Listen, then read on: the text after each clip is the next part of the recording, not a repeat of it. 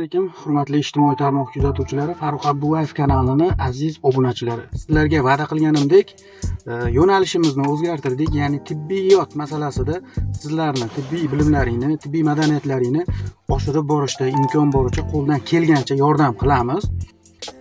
Hozirda azizlar Marg'ilon shaharida brigadamiz bilan birgalikda faoliyat olib boryapmiz va mana shu xalqimizni xizmatidamiz.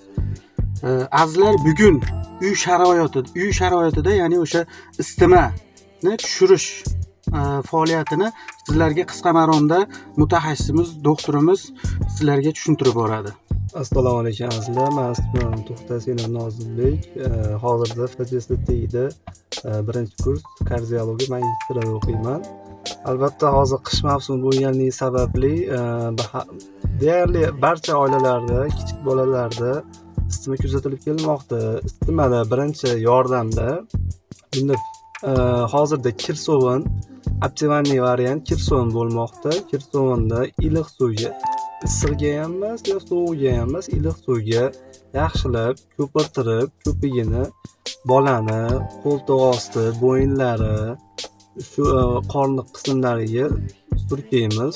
2-3 daqiqa tekib qo'yamiz.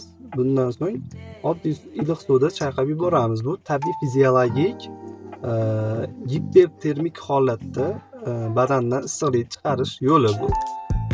Bundan so'ng pожалуйста, bemalol agar isitmasi tushmasa, tez tibbiy yordam xodimlariga murojaat qilishingiz mumkin. Biz xalq xizmatidamiz. Rahmat. Rahmat doktor sizga. Sog' bo'ling. Hurmatli aziz kuzatuvchilar, mana isitmani tushirish uy sharoitida birinchi yordamda doktorimiz tomonidan maslahatlar berib borildi.